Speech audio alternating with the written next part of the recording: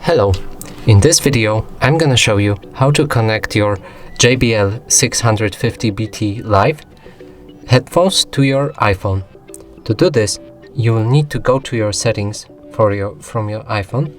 So locate your settings button, then go to Bluetooth, make sure it's enabled. And now, to enter pairing mode, you need to lift this key right here.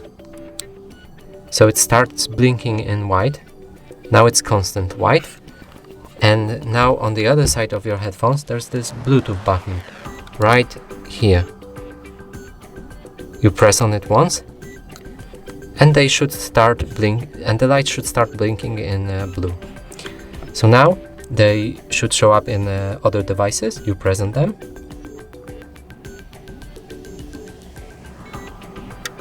and you're connected. That's it for this video. Hope you like it. Please consider subscribing to our channel, leave a like and a comment below.